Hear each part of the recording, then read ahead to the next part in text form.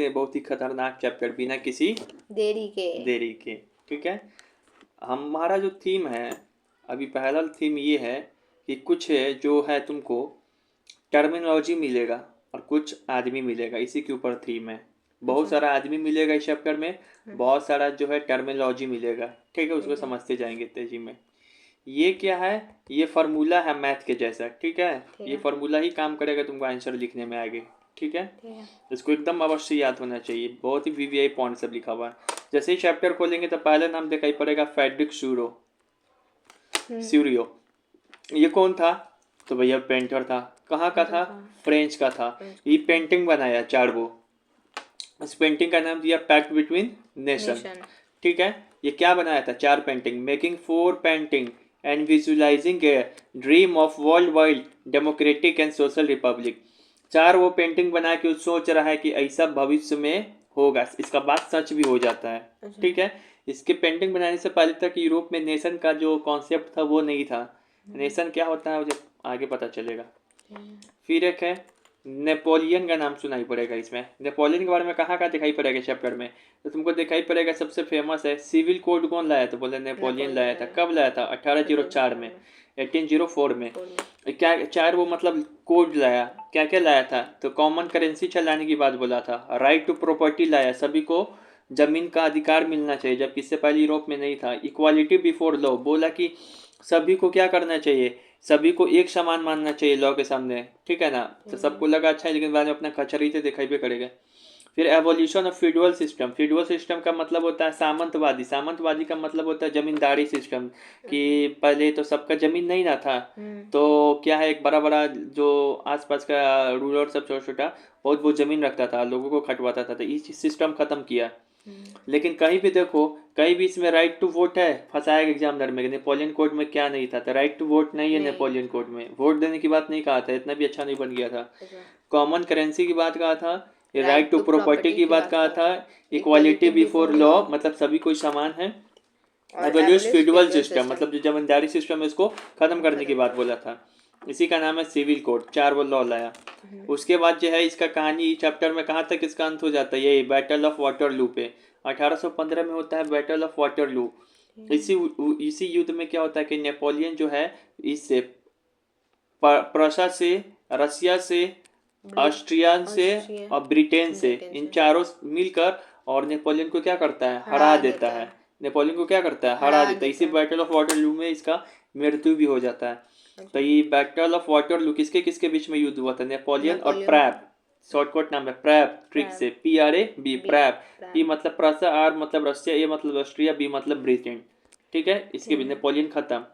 अब उसके बाद तुम्हारा अगला जो है आदमी, मेन कॉन्सेप्ट है किसके ऊपर है, मेन कॉन्सेप्ट जो है अगला liberalism nationalism. Liberal nationalism, liberal nationalism, इसका मतलब लिबरल मतलब क्या होता है, फ्री, एकदम फ्री, आज़ादी दो। नेशनलिज्म मतलब क्या होता है, अपने देश के प्रति प्रेम। तो एक कॉन्सेप्ट आया, क्या नाम है उसका, लिबरल नेशनलिज्म का कॉन्सेप्ट आया। क्या है, लिबरल नेशनलिज्म का कॉन्सेप्ट, विचार आया समाज में। क्या ये यूरोप में शुरू से था, नहीं, यूरोप में मिड 18 के समय आसपास में आया था। ये किसके द्वारा लाया गया था, बाई मिडिल क्लास के द्वारा। ये कॉन्सेप्ट किसके द्वारा लाया गया, यूरोप में 3 सोसाइटी था, एक था एरिस्टोक्रेसी, एक था पुअर लोग। तो एरिस्टोक्रेसी या पुअर लोग आपस में लड़ रहा था। लेकिन इसी जब इंडस्ट्रियल मूवमेंट हुआ तो वहीं से एक नया क्लास निकला यूरोप में, जिसका नाम है मिडिल क्लास। तो ये मिडिल क्लास एक नया कॉन्सेप्ट दिया। मिडिल क्लास क्या दिया, नया कॉन्सेप्ट दिया, उसका नाम है लिबरल नेशनलिज्म। लिबरल नेशनलिज्म ये 2 तरीके का नेशनल लिबरलाइजेशन का बात कर रहा था। लिबरलाइजेशन का मतलब समझ में आ रहा है ना, कोई भी चीज़ फ्री हो, आज़ादी हो, ज़्यादा बैरियर नहीं हो उस चीज़ के ऊपर, बोलना है तो बोलो, खेलना है तो खेलो। तो एक 2 तरीके का लिबरलिज्म लाया। एक लाया कि पॉलिटिकल लिबरलिज्म और एक है इकोनॉमिक लिबरलिज्म। ठीक है ना, पॉलिटिकल लिबरलिज्म में क्या कहा कि वोटिंग राइट का अधिकार दिया। नेपोलियन वोटिंग राइट का अधिकार नहीं दिया। यूरोप में जब मिडिल क्लास का उदय हुआ तो वो लाया लिबरल नेशनलिज्म। उसी में 2 तरीके का नेशनलिज्म लिबरलिज्म लाएगा, एक लाएगा पॉलिटिकल, एक इकोनॉमिक। तो एक पॉलिटिकल लिबरलिज्म जो लाया उसमें वोटिंग राइट का अधिकार दिया, कहाँ, यूरोप के पीपुल को। लेकिन इसके में खामी था, क्या खामी था, वोटिंग राइट का अधिकार सभी को नहीं दिया था, महिला को नहीं दिया था, वोमेन को नहीं दिया था। तो क्या मैन को सभी को दिया था, मैन को भी सभी को नहीं दिया था, जिसके पास प्रॉपर्टी जो रिच है उसी को दिया था। उसके बाद ये है एक और चीज़ ये काम करता है लिबरल नेशनलिज्म में कि कंस्ट्रक्शन है, कॉन्स्टिट्यूशन है, कॉन्स्टिट्यूशन फॉर्म ऑफ गवर्नमेंट की बात करता है। मतलब ऐसा गवर्नमेंट है सरकार कि जो कॉन्स्टिट्यूशन के हिसाब से चले, जो कानून के हिसाब से चले। ये नहीं कि अपने मन से जो आज रात है, दिन है, परसों है, संडे है, तरसों, ये सब चीज़ नहीं होना चाहिए। कॉन्स्टिट्यूशन के हिसाब से बात चले। तो एक और लिबरलिज्म आया था दो तरीके का। एक कौन सा लिबरलिज्म आया? Economic liberalism. इकोनॉमिक लिबरलिज्म में क्या काम करता है कि जो यूरोप में ना, यूरोप में पहले क्या होता था कि यूरोप में बहुत छोटा छोटा देश था, उसमें क्या है व्यापार करना है तो पहले तो बहुत छोटा छोटा था, अभी भी छोटा ही छोटा देश है उसमें भी। तो उसमें क्या एक आदमी दूसरे जगह से जा रहा था, एक ही शहर, एक ही देश में, एक ही शहर में कई जगह उसको टैक्स देना पड़ रहा है। भाई इतना टैक्स बढ़ेगा तो कमाएगा क्या? दूसरी बात है 30 वो करेंसी है वहाँ पे चलता था। जर्मनी के जैसे इसमें एग्जांपल दिया था, 30 करेंसी चलता था। तो 30 करेंसी चलता है, तो 30 करेंसी चलता है मतलब कि उसको अब दूसरे जगह गया, ए से गया बी, तब बी बोला कि हम अपना ही करेंसी में व्यापार करते थे। ए को पहले बी के पास एक्सचेंज कराना पड़ता था करेंसी। फिर से बी से गया सी, तो सी बोला कि हम अपना करेंसी में ही व्यापार करने देंगे। तो भाई 25 जगह करेंसी ही बदलेगा, 25 जगह टैक्स देगा। तो ये सब क्या है? बैरियर है कि नहीं ट्रेड पे? बैरियर है। तो इसी चीज को जो फ्री करने के लिए क्या लाया? Liberal nationalism. इसी के लिए बनाया जॉल्वेरियन। क्या बनाया? जॉल्वेरियन बनाया। ये 1834 में बनाई। 1834 में किसके द्वारा? क्या है? The custom union of Germany. Custom union of Germany. Custom union of Germany. Germany में ये कस्टम यूनियन है। कस्टम मतलब होता है व्यापार का संघ, ठीक है ना? व्यापार करने वाले लोगों का एक यूनियन है। किसके इनिशिएटिव पे बना था? प्रसा के इनिशिएटिव पे बना। प्रसा ही इसको लीड कर रहा था इसको बनाने में।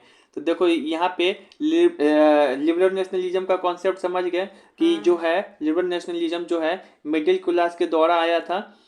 ये दो तरीके का लिबरलिज्म की बात की, एक पॉलिटिकल लिबरलिज्म, एक इकोनॉमिक लिबरलिज्म। पॉलिटिकल लिबरलिज्म में क्या बात कहा था? वोटिंग राइट की बात कहा और कॉन्स्टिट्यूशन फॉर्म ऑफ गवर्नमेंट होना चाहिए। इकोनॉमिक लिबरलिज्म में क्या बात कहा कि जॉल्वेरियन का निर्माण किया। जॉल्वेरियन क्या चीज था? एक कस्टम यूनियन था। कहाँ का? जर्मनी का। किसके इनिशिएटिव पे बना था? तब प्रसा के इनिशिएटिव पे। कब बना था? 1834 में। ये हो गया। उसके बाद आते हैं हम लोग कंजर्वेटिज्म। कंजर्वेटिज्म क्या है? तो कंजर्वेटिज्म वही है जो नेपोलियन के पहले जो मोनार्की लोग को चाहता था। नेपोलियन कहने से फ्रेंच रिवॉल्यूशन से पहले जो मोनार्की लोग का था, तो वो सब वाला सिस्टम था। लेकिन नेपोलियन आके बहुत सारा चीज बदल दिया। वो क्या बात कहा था कि सबको अपना प्रॉपर्टी रखने का अधिकार है, सबको समान समझा जाएगा। राजा तो राजा से क्या मतलब है? सबको समान समझा जाएगा। ये सब बात कहा था कि नहीं कहा था? कहा था। तो जो कंजर्वेटिज्म है, कंजर्वेटिज्म में कौन आता है? प्रैब। 4 देश, प्रसा, रशिया, ऑस्ट्रिया, ब्रिटेन। वही जो नेपोलियन को हराया था। तो ये कब आते हैं फिर से वापस में इस चैप्टर में? वापस 1815 के बाद। ए न्यू कंजर्वेटिव इनिशिएटिव ऐसे टॉपिक बना हुआ है। 1815 के बाद ये आएंगे। 1815 के बाद आएंगे। तो इसका काम क्या था? Undo changes of Napoleon. इस लाइन का मतलब वो undo changes of Napoleon. Napoleon जो काम करके गया एकदम उसके विपरीत ही सब काम करेगा। नेपोलियन से पहले कौन था? कंजर्वेटिव्स का रूल था। लेकिन नेपोलियन आया था, कंजर्वेटिव का रूल खत्म हो गया। फिर नेपोलियन खत्म हो गया था, फिर से ये आएगा कि अपना चाल दिखाएगा कि नहीं दिखाएगा। तो यही 4 वो काम किया। फिर ये बहुत सारा काम किया। बोले एरिस्टोक्रेसी फिर से आएगा। अच्छा। बोले था ना कि रिच लोग का ये है सोसाइटी है। मोनार्की फिर से आएगा। पावर ऑफ चर्च फिर से आएगा।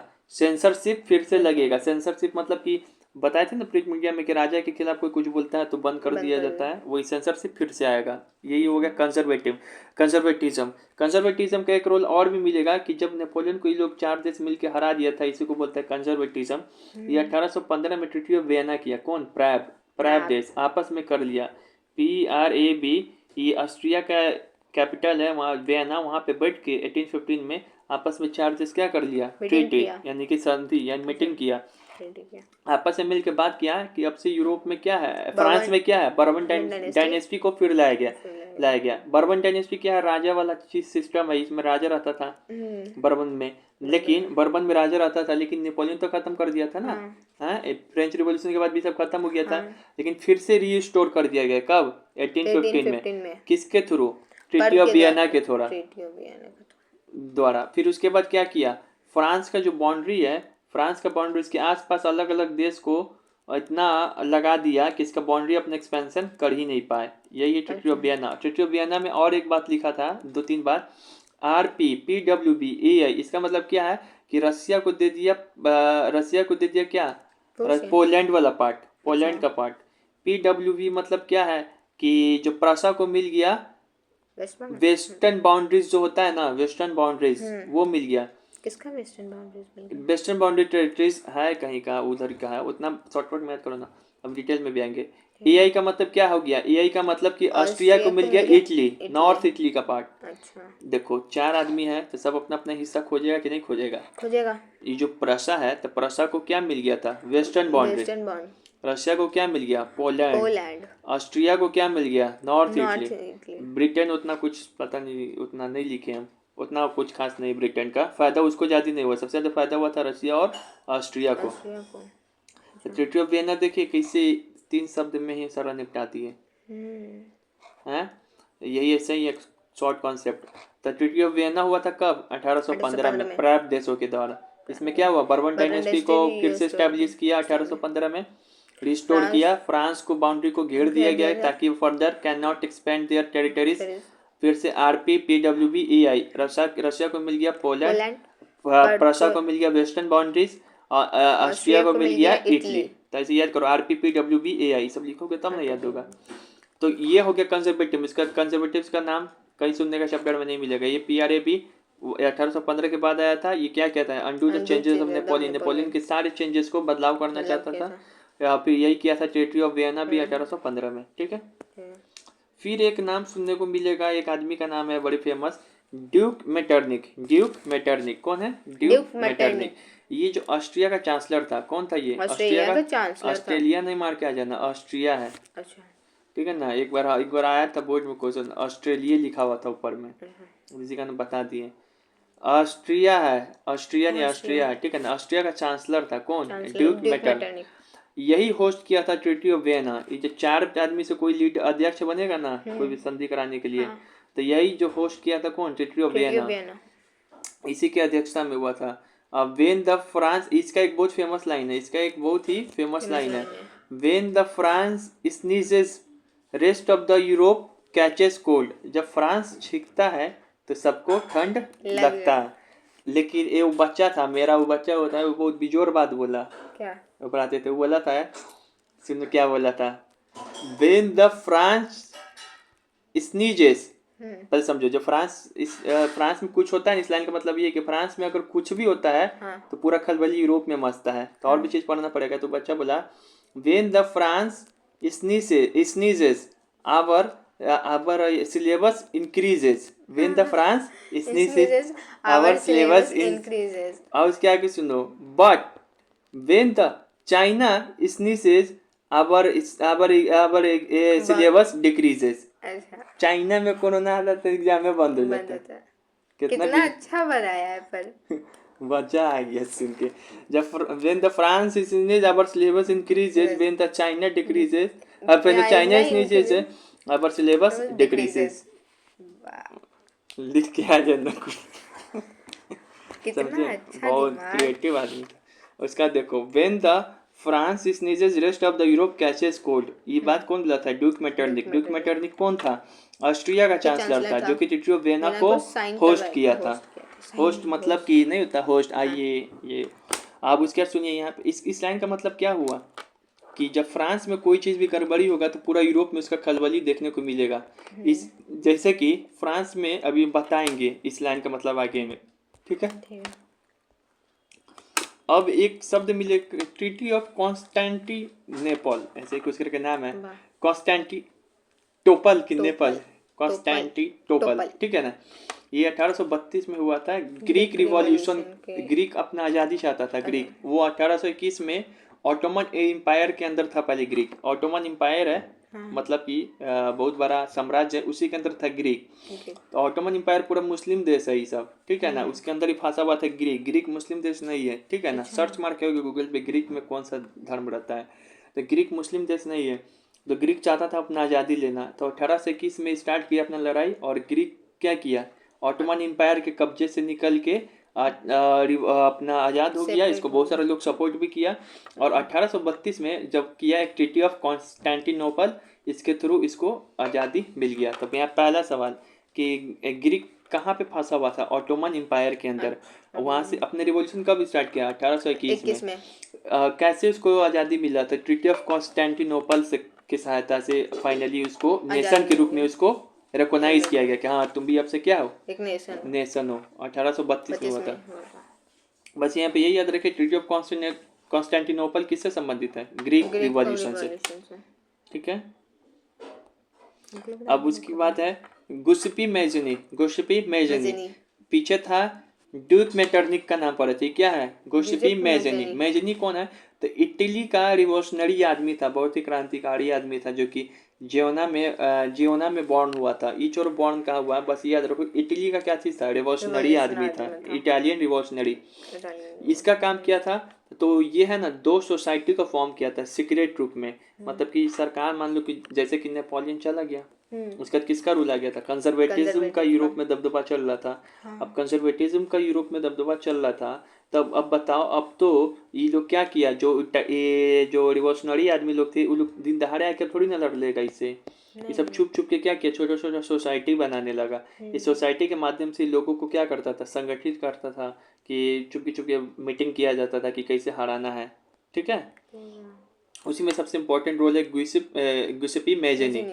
ये इटालियन रिवॉल्यूशनरी था। और उसके बाद इसका काम क्या चीज किया, फॉर्मेट टू सीक्रेट सोसाइटी, दो सीक्रेट सोसाइटी को फॉर्म किया। एक का नाम है यंग इटली, एक का नाम है यंग यूरोप। जो यंग इटली था उसको फॉर्मेशन कहाँ पे किया, मार्सिली में, इन मार्सिली। और जो यंग यूरोप था उसको कहाँ बनाया था, इन बर्नी। तो यहाँ पे देखो, तो गिउसेप्पे मेजनी कहाँ का था, इटली का था। क्या किया था, दो सीक्रेट सोसाइटी बनाया था। कौन कौन बनाया था, यंग इटली, यंग यूरोप। कहाँ पे, एक मार्सली में, एक बर्नी में। बर्नी इस इटली, मार्सली, यूरोप, बर्नी, ई मार्सली, आई। ठीक है। अब है लुइस फिलिप्स। लुइस फिलिप कौन है, तभी हम पढ़े थे ड्यूक मेटरनिक, फिर पढ़े गुसेपी मेजनी, अब एक पढ़ रखी इसका नाम लुइस फिलिप। लुइस फिलिप कौन था, तो देखो, एक होगा जुलाई रिवॉल्यूशन, फ्रांस में होगा जुलाई रिवॉल्यूशन, 1830 में होगा जुलाई रिवॉल्यूशन। उसी के बाद इसका नाम इस चैप्टर में देखने को मिलता है। कब होता है, 1830 के बाद होता है जुलाई रिवॉल्यूशन, उसी के फ्रांस में। उसी के बाद इस चैप्टर में इसका नाम देखने को मिलता है, लुइस फिलिप्स का। लुइस फिलिप्स का क्या है, तो लिबरल नेशनलिज्म या revolutionary establish a constitutional monarchy led by the Louis Philippe. देखो क्या है, हम बोले थे कि जो एक जो है, तो देखो यहाँ पे ये हो गया, तो लिबरल नेशनलिज्म पढ़ाए थे। कौन था लिबरल नेशनलिज्म, जो बात करता था पॉलिटिकल लिबरलिज्म का, मिडिल क्लास था, और इकोनॉमिक लिबरलिज्म का। वही लोग शांति में से कोई लोग उग्रवादी निकल गया, तो उसी का नाम बोलते हैं रिवोल्यूशनरी। रिवोल्यूशनरी मतलब एकदम मार पार मचाने वाला आदमी। तो वही जो मिडिल क्लास में से जो थोड़ा क्रांतिकारी आदमी टाइप का था, वह जुलाई रिवॉल्यूशन हुआ था 1830 में। उसमें ये लोग क्या किया ना, कि फ्रांस में, उसमें ये लोग क्या किया, फ्रांस में कॉन्स्टिट्यूशनल मोनार्की स्टैब्लिश कर दिया। क्या स्टैब्लिश कर दिया, कॉन्स्टिट्यूशनल मोनार्की। गेट बंद कर दिया।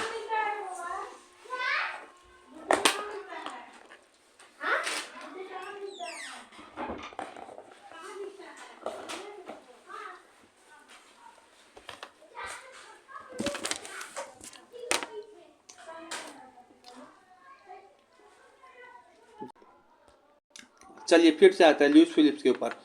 लुइस फिलिप्स कौन था, तो देखो हम इसका नाम कहाँ पढ़ा था चैप्टर में, इसका नाम क्या है, इंपॉर्टेंस देखो। जैसे ही जो एक था, पहले था कंजर्वेटिव का रूल, फिर आया नेपोलियन, फिर आया कंजर्वेटिव, फिर आया लिबरलिज्म। तो लिबरलिज्म क्या बोला, कंजर्वेटिव क्या बोलता था, मोनार्की रहेगा। नेपोलियन क्या बोलता था, मोनार्की नहीं रहेगा। ये दोनों का मिला जुला चीज ही जो देखोगे वो लिबरलिज्म में दिखाई पड़ेगा। देखो क्या है, इस सेटअप क्या है, जो लिबरल नेशनलिज्म था या रिवोल्यूशनरी, वो इस्टेब्लिश किया क्या, कॉन्स्टिट्यूशनल मोनार्की। कॉन्स्टिट्यूशनल मोनार्की शब्द याद रखिए, इसका मतलब क्या होता है, मोनार्की भी रहे लेकिन कॉन्स्टिट्यूशन के हिसाब से, मतलब राजा ही शासन किए रहे, लेकिन राजा के लिए एक बुक बना दिया रूल, कि ई रूल के अनुसार आप शासन कीजिए। मोनार्की सिर्फ क्या होता है, कोई रूल नहीं, हम जो कह दिए वही है। कॉन्स्टिट्यूशनल मोनार्की मतलब क्या, राजा ही शासन करेगा लेकिन कॉन्स्टिट्यूशन के हिसाब से। तो जुलाई रिवॉल्यूशन जैसे हुआ था फ्रांस में 1813 में, तो उसके बाद है ना जो लिबरल नेशनलिज्म है वो लोग कॉन्स्टिट्यूशनल मोनार्की को सेटअप किया और किसको हेड बना दिया? लुइस फिलिप्स को। किसको हेड बना दिया? लुइस फिलिप्स को। कब? 1830 में। 1830 में ये हाँ, बन जाता जाता है है 1830 में। लेकिन जब वो देखेंगे तो 1830 के बाद ऐसा पीरियड आएगा यूरोप में जहाँ पे भूखमरी बहुत बढ़ेगा, गरीबी, पॉपुलेशन, बेरोजगारी सब बहुत बढ़ेगा। ठीक है। उसके बाद ये अच्छा से संभाल नहीं पाएगा तो सब लोग इसको कहेगा, फोर्स करेगा। Forced to flee. फ्ली मतलब होता है छोड़िए, अपना पद त्यागिए, इंग्लिश शब्द है। Forced to flee in 1848। 1848 में क्या कहेगा इसको? आप जाइए, आपसे नहीं हो पाएगा कुछ, हमको कॉन्स्टिट्यूशन मोनार्की भी नहीं चाहिए, हमको सिर्फ क्या चाहिए? कॉन्स्टिट्यूशन चाहिए। कॉन्स्टिट्यूशन चाहिए, ठीक है। अच्छा। फिर से लुइस फिलिप्स का बात आते हैं कि जुलाई रिवॉल्यूशन के बाद फ्रांस में जब जुलाई रिवॉल्यूशन हुआ तो उसके बाद क्या किया? जो लिबरल नेशनलिज्म लोग थे वो लोग क्या किया? कॉन्स्टिट्यूशनल मोनार्की को सेट किए और उसका हेड किसको बना दिया? लुइस फिलिप्स को। कब? 1830 में। लेकिन 1830 के बाद स्थिति गड़बड़ होने लगेगा, दिखाएंगे, हंगर स्ट्राइक वगैरह ये सब होने लगेगा। तो 1848 में क्या करेगा इसको? Forced to flee. Lord Byron. Lord Byron कौन है? एक इंग्लिश पोएट है, इसका कहानी भी बड़ा गजब है। एक इंग्लिश पोएट है। लॉर्ड बायरन कौन है? इंग्लिश पोएट है। लॉर्ड बायरन कौन है? इंग्लिश पोएट है। गुसेपी मैचिनी था, इटली का था। हाँ। लुइस फिलिप क्या बना? कॉन्स्टिट्यूशनल मोनार्की का हेड बना था।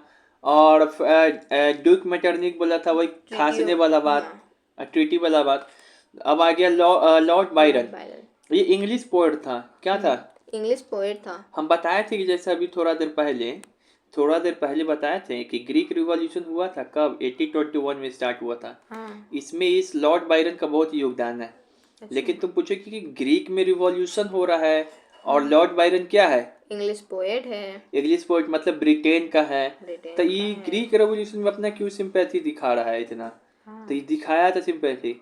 ये इंग्लिश ब्रिटेन का आदमी होने के बावजूद भी कहाँ दूर देश का है, इसका योगदान बहुत ही ज्यादा है। जैसे अपने इंडियन आजादी में एक नाम पढ़ोगी तुम, किसका एक नाम पढ़ोगी जो कांग्रेस की पहली महिला बनी थी, उसका नाम क्या है? अरे यार इसका नाम क्या है? पढ़ेंगे ना कि एनी बेसेंट कहा की थी, आयरिश महिला थी, लेकिन उसका हमारे देश में बहुत योगदान है हम सबको आज़ादी दिलाने में। उसी तरीके से जो लॉर्ड बायरन है वो इंग्लिश पोएट है, इंग्लैंड का है, लेकिन इसका योगदान कहाँ रहेगा? ग्रीक इंडिपेंडेंस में। और 1824 में वही रिवॉल्यूशन में मर भी गया था, ठीक है।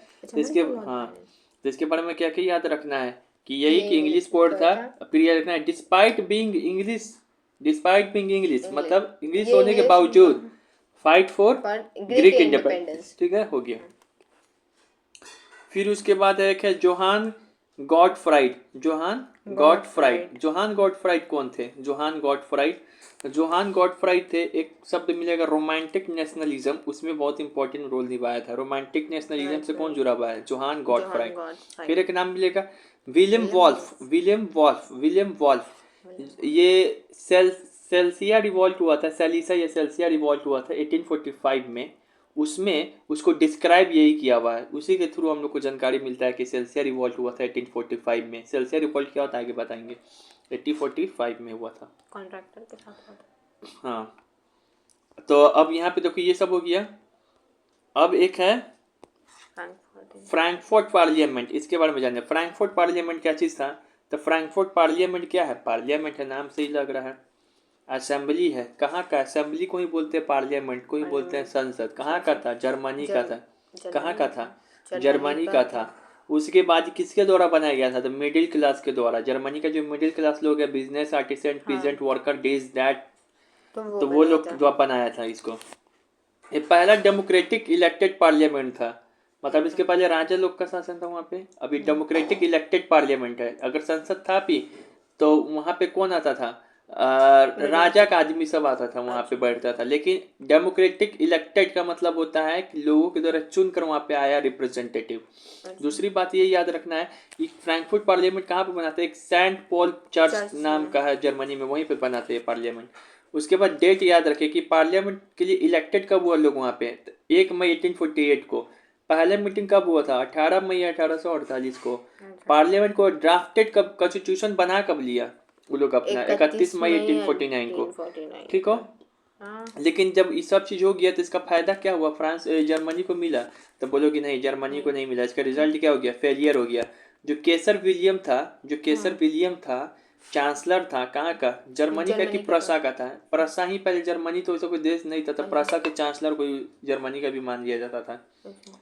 तो हटाओ, प्रसा था कि जर्मनी छोड़ो। जो केसर विलियम है वो रिफ्यूज कर दिया। रिफ्यूज मतलब एक्सेप्ट नहीं किया, accept मानना नहीं नहीं चाहा।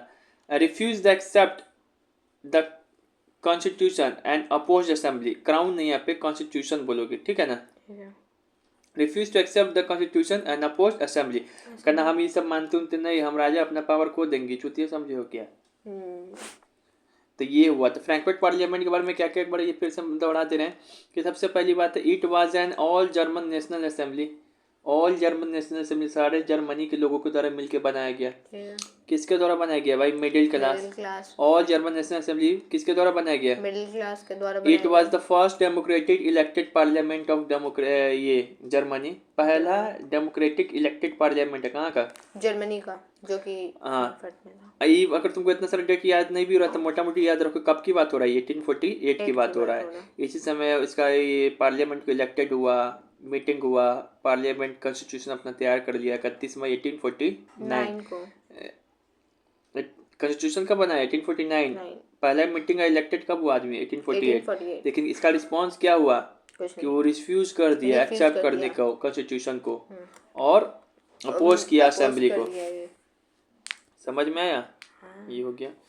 अब तो ये तो हम लोग क्या पढ़े, यहाँ तक थीम, यहाँ तक 2 थीम पढ़े हम लोग कि जो बैंकर जो नाम था, टर्मिनोलॉजी था, वो सारा खत्म हो गया। बैंकर आदमी भी खत्म हो गया। क्या क्या पढ़ लिए, ये पढ़े हम लोग, फ्रेडरिक शुरियो के बारे में पढ़े, नेपोलियन के बारे में पढ़े, लिबरल नेशनलिज्म के बारे में पढ़े, कंजर्वेटिज्म के बारे में पढ़े, ट्रीटी ऑफ वियना पढ़े, फिर उसके ड्यूक मैटर्नी के बारे में पढ़े, कौन था, गियुसेप्पे मैज़ीनी पढ़े, ट्रीटी ऑफ कॉन्स्टेंटिनोपल पढ़े, फिर से लुइस फिलिप्स पढ़े, फिर से लॉर्ड बायरन पढ़े, फिर से जॉन गॉट फायर्ड पढ़े, रोमांटिक नेशनलिज्म से जो संबंधित है, फिर से विलियम वॉल्स पढ़े जो सेल्सियर रिवॉल्ट को एक्सप्लेन किया था, फिर से फ्रैंकफर्ट पार्लियामेंट पढ़े जो जर्मनी का था 1848 वाला। 1849 में फाइनली कॉन्स्टिट्यूशन तैयार हुआ, ठीक है, ये हो गया।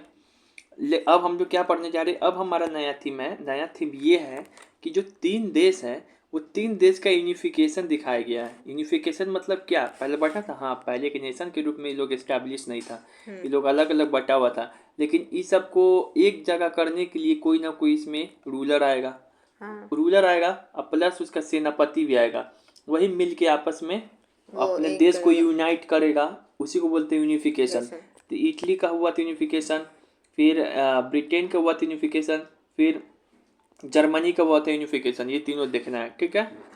थीम समझ में आ रहा है क्या है, यूनिफिकेशन वाला थीम है। यहाँ से यहाँ तक देखेंगे तो पूरा इसका यूनिफिकेशन किसका समझ में आएगा, जर्मनी का यूनिफिकेशन ऑफ जर्मनी किस तरीके से यूनिफाइड हुआ। तो इसका जो टाइम लाइन है 1866 से 1871, 1866 से 1871, 5 सालों में ही यूनिफाइड हो गया जर्मनी, 5 सालों में ही यूनिफाइड हो गया जर्मनी। देखो सबसे पहला प्रयास किया था लिबरल्स है ना, यूरोप में मिडिल क्लास लोग सब, liberals failed to unify Germany. कैसे, लिबरल्स क्या हो गया, फेल हो गया जर्मनी को यूनिफाइड करने में।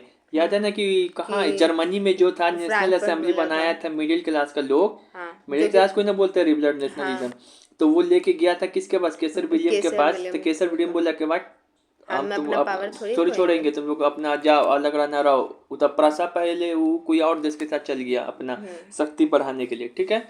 तो इसका बताओ ये फेल हुआ कि नहीं हुआ, लिबरल लोग थे वो फेलेड हुए किसके, यूनिफाई जर्मनी को करने में, ठीक है।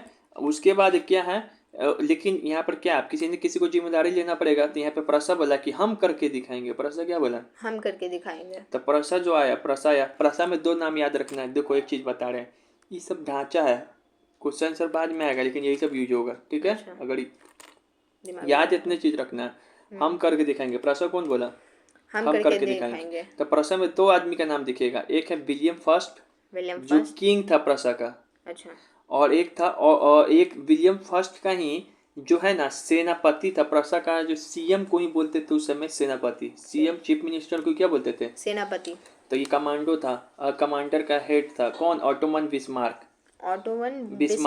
हाँ, तो देखो प्रसा बोला कि हम करके दिखाएंगे। प्रसा का राजा कौन था, विलियम फर्स्ट बोला कि हम करके दिखाएंगे।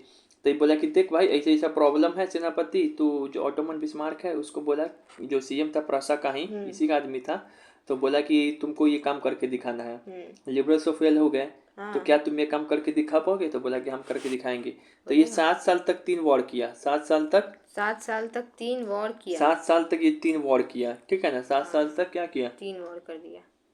3 वॉर कर भी दिया। हाँ 3 वॉर, 3 देशों के खिलाफ लड़ा। ऑस्ट्रिया के खिलाफ, डेनमार्क के खिलाफ, फ्रांस के खिलाफ। इन तीनों के खिलाफ लड़ा कौन? प्रसा, यानी कि यही ऑटोमन बिस्मार्क। Von Bismarck. अपना एडमिनिस्ट्रेशन, अपना ब्यूरोक्रेसी के दम पे, मतलब नौकरशाही के दम पे, मतलब कि प्रशासन के दम पे, आर्मी के दम पे, इन तीनों देश को 7 साल में over the 7 years he fought 3 wars with Austria, Denmark, France, इन सबके साथ लड़ा और ये कौन हो गया? जीत गया। इस तरीके से क्या हो गया? जर्मनी यूनिफाइड हो गया। फाइनली 1871 में जब जर्मनी यूनिफाइड हो गया तो विलियम जो फर्स्ट था राजा, विलियम फर्स्ट था, वो proclaim the German empire at Versailles. Versailles नाम की एक जगह है, क्योंकि वर्साइल नहीं पढ़ते हो? हाँ, तो वर्साइल नाम की एक जगह है, वहीं पे इसको जर्मनी का क्या बना दिया गया? एम्पेरियर का राजा टाइप का घोषित कर दिया गया, मतलब हेड टाइप का घोषित कर दिया गया। ये सब जगह का हेड है। हाँ, जर्मनी का हेड ये है, ठीक है। तो यहाँ से क्या क्या सवाल आएगा? पहला सवाल है, बताइए कि सबसे पहले जर्मनी को यूनिफाइड करने में कौन प्रयास किया था? लिबरल्स। लेकिन वो फेल हो गए थे क्योंकि राजा एक्सेप्ट नहीं किया था उसका कॉन्स्टिट्यूशन। दूसरी बात है कि जर्मनी को यूनिफाइड करने में सबसे ज्यादा रोल किसका है? प्रसा का। किसका है? प्रसा का। प्रसा का। प्रसा में भी कुछ 2 आदमी का रोल है। तो विलियम फर्स्ट का जो वहाँ का राजा है, और एक कमांडर है जो सीएम है प्रसा का, ऑटोमन बिस्मार्क। ऑटोमन बिस्मार्क किस तरीके से किया था? 3 देशों को हराया 7 साल के बीच में। किसको? Austria, Denmark, France. लेकिन अब फ्रांस, लेकिन अब फंस जाएंगे तो याद नहीं हमको। प्राप्त है वो 4 देश है वो। यहाँ पे क्या है? जी फार, गार फार मतलब जी फार मतलब जो ऑटोमन है ना, एकदम फाड़ दिया उन लोग को। जी मतलब है जर्मनी, मतलब जर्मनी की तरफ से कौन लड़ रहा था? ऑटोमन बिस्मार्क लड़ रहा था। एफ से क्या? फ्रांस, ऑस्ट्रिया, डेनमार्क, इन तीनों को क्या किया? हराया। कुछ भी ट्रिक बनाना पड़ता है, ठीक है। बट तुमको लग रहा है सब याद होगा, ऐसा ऐसे नहीं याद होगा, ठीक है। कब बनाए, कब उसको विलियम केसर को राजा बना दिया था? 1871 में। तो ये हो गया उसका यूनिफाइड। अब हम लोग इतना दूर में समझने की कोशिश करेंगे किसको? Unification of Italy. इटली का यूनिफाई कैसे हुआ था? तो किसका यूनिफिकेशन 2 ही साल में हो गया था, 1859 से लेके 1861 के बीच में। उसका कब हुआ था? 1866 से लेके 1871 के बीच में। अब इसको भी पहले प्रयास कौन किया? गुसेपी मेज़नी, इटालियन रिवॉल्यूशनरी था, वो सीक्रेट सोसाइटी बना के सुधार वो रिवॉल्यूशनरी कर रहा था, लेकिन वो फेल हो गया यूनिफिकेशन करने में, ठीक है। वो नहीं कर पाया, बेचारा मर भी गया। चलिए, वो चला गया। उसके बाद फिर कोई न किसी को जिम्मेदारी लेना पड़ेगा। तो एक सर्दिया पिडमोंट नाम का जगह है। कौन नाम का जगह है? सर्दिया पिडमोंट। जैसे कि जर्मनी की यूनिफिकेशन में प्रसा रोल निभा रहा था, ऐसे यहाँ पे कौन रोल निभाएगा? सर्दिया पिडमोंट के आदमी लोग। सर्दिया पिडमोंट के एक राजा था किंग विक्टर इमैनुअल सेकेंड। जिस तरीके से जर्मनी में कौन था? विलियम फर्स्ट था। तो यहाँ पे कौन है? King Victor Emmanuel second. तब अब इसके तो चलो, अब यहाँ पे देखिए, अब यहाँ पर क्या था, हम लोग कहाँ पे थे? तो कौन जिम्मेदारी लिया इस बार? सर्दिया पिडमोंट का राजा कौन था? King Victor Emmanuel second. ये 2 आदमी की सहायता लिया, 2 आदमी का। वो एक आदमी अपना चीफ मिनिस्टर के लिया था, किसका? ऑटोमन बिस्मार्क का। कौन लिया था? केसर विलियम फर्स्ट। नहीं, फेडरिक विलियम स्वीकार नहीं किया था। केसर विलियम फर्स्ट, जितना बोल रहे हो पहले बोलो। केसर विलियम फर्स्ट। तो उसके बाद 2 आदमी की सहायता लिया। एक लिया अपना चीफ मिनिस्टर का कैवोर, एक लिया गुसेपी गैरीबाल्डी, ठीक है। गुसेपी गैरीबाल्डी, ठीक है ना। एक बार तो बोले गुसेपी गैरीबाल्डी, ठीक है ना।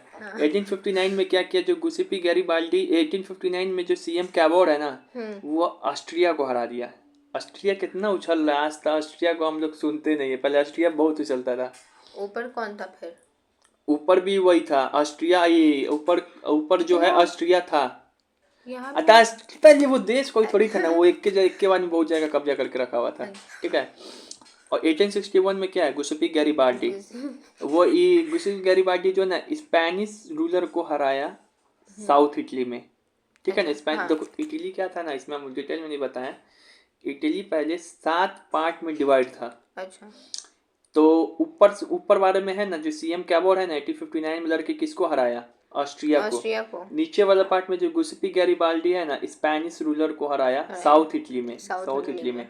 अब बच्चा बीच वाला बताइए कैसे, तो बीच में रहता था पोप का राज, बीच में रहता था पोप तो डर गया, इसका पोप बच गया, अपने डर गया कि चलो ऊपर हरा दे नीचे हरा दे, हमारे पास आर्मी भी नहीं है, तो भाग गया। इसी तरह क्या हो गया, इटली क्या हो गया, यूनिफाई हो गया। इसलिए इसको 2 साल लगा। हाँ, इसलिए इसको 2 ही साल लगा। अब बताओ इटली का यूनिफिकेशन कैसे हुआ था, क्या बोलोगी कि सबसे पहले जो गुस्पी मैजनी है वो, एक सेकंड पूरा मिटाते हैं, सबसे पहले जो है गुस्पी मैजनी है वो यूनिफिकेशन करने का शुरुआत किया। उसके बाद सर्डिया पिडमोंट का जो राजा, लेकिन फेल हो गया। सर्डिया पिडमोंट का राजा जो किंग विक्टर इमैनुअल सेकेंड था, 2 आदमी का सहायता लिया। एक पहला आदमी लिया सीएम कैबोर का सहायता, जिसको ऑस्ट्रिया को हरा दिया। कब हरा है, 1859 में। कौन हरा है, सीएम कैबोर। 1861 में जो गुस्पी गैरिबाल्डी किस पे हमला कर दिया, स्पेनिश रूलर को हरा के साउथ इटली पे कब्जा कर दी। पूरा इटली 7 भाग में था, ऊपर वाले को कौन हरा है, सीएम कैबोर 1859 में ऑस्ट्रिया को कब्जा। नीचे वाले को कौन किया, गुस्पी गैरिबाल्डी 1861 में। अब बीच वाला पोप अपने भाग गया। अब इस तरीके, अब यहाँ पे देखिए, अब यहाँ पर है किसका, अभी हम लोग देख लिए हैं जर्मनी का, इटली का देख लिए हैं। अब हम लोग देखेंगे किस तरीके से जो है ना ब्रिटेन का यूनिफिकेशन हो रहा है।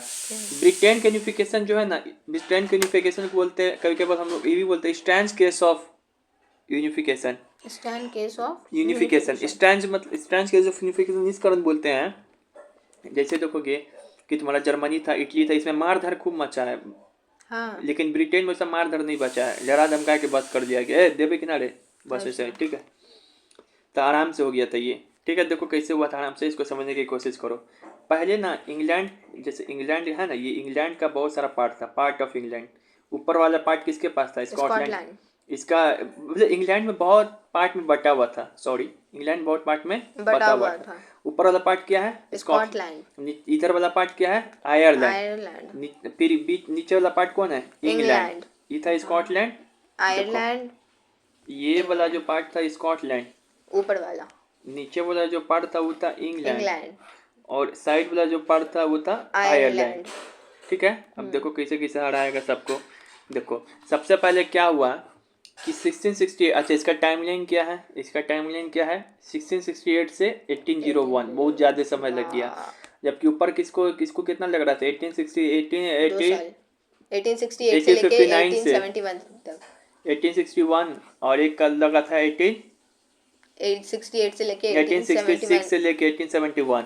इसको 2 ही साल लगा था, इसको 2 ही साल लगेगा। ठीक है, 1688 से 1801, 2 ही साल लगेगा, बहुत सारा साल लगा, 150 साल लग रहा है इसको। तो इसमें हुआ क्या चीज, तब जैसा कि बता ही दिए हैं, अभी बताए हैं ना कि इंग्लैंड का जो बहुत सारा पार्ट में डिवाइड था पहले। हाँ। बहुत सारा ग्रुप, एथेनिक्स एक शब्द मिलेगा, एनसीईआरटी मिलेगा एथेनिक्स, अभी क्वेश्चन सरकारी वहाँ पे आएगा। बहुत तरीके का अलग अलग धर्म जाति सबका लोग था, दिस दैट। ठीक है, तो सबसे पहले क्या हुआ, 1668 में ना जो इंग्लिश पार्लियामेंट था ब्रिटेन का, वो सीज किया किसका, मोनार्की का पार्ट। जो नीचे वाला से स्टार्ट होगा कैसे, इसी को ना इंग्लैंड बनाना है पूरा। तो इंग्लैंड जो है ना अपने पार्लियामेंट का पावर, जो इंग्लैंड का जो पार्लियामेंट है ना राजा के पावर से सीज किया। सब जगह हर एक जगह वैसे ही आता है क्रांति, पहले लोगों के द्वारा चुनाव आदमी बनाएगा, नेता बनाएगा। फ्रांस में भी इसी तरह हुआ था।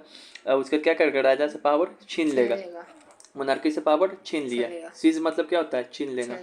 उसके बाद क्या हुआ, सेकंड स्टेप में जो एक्ट ऑफ यूनियन लाया 1707, act of union 1707। Act of union कब आया, 1707। ये कौन लाया, इंग्लैंड लाया। किसके लिए, स्कॉटलैंड के लिए। बोला स्कॉटलैंड जो ऊपर वाला इसके लिए लाया, बोला कि देख भाई तू आ जा हमारे साथ, तो इसे भी भिखमंगा देश है। ठीक है, तो तू आ जा हमारे पास। तो एक्ट ऑफ यूनियन जो 1707 में आया, ठीक है ना, 1707 में साथ लेने के लिए 1707 में आया। इसके तहत क्या हुआ कि इंग्लैंड ऊपर वाला पार्ट और इंग्लैंड नीचे है और स्कॉटलैंड ऊपर, इस दोनों आपस में मिलकर क्या किया, ग्रेट ब्रिटेन का निर्माण कर दिया। मिलकर क्या किया, ग्रेट ब्रिटेन का निर्माण कर दिया। अब बच गया आयरलैंड, तो आयरलैंड बोला कि तू तो और लड़ुआ है, इसको फोर्स जबरदस्ती का इसका पार्ट छीन लिया गया। आयरलैंड को जबरदस्ती नहीं, फोर्सेबली मिलाया गया 1801 में। तो इस तरीके से हो गया किसका, ब्रिटेन का यूनिफिकेशन। कैसे कैसे, 1668 में जो इंग्लिश पार्लियामेंट सीज किया पावर, पहले देखो फिर जो समझो। ब्रिटेन का यूनिफिकेशन जो है ना, डेट याद हुआ, 1688 से 1801। तो पहले क्या हो गया कि जो इंग्लैंड जो है 4 पार्ट में डिवाइड था, पार्ट ऑफ इंग्लैंड। ऊपर था स्कॉटलैंड, इधर था आयरलैंड, इधर था इंग्लैंड, ठीक है।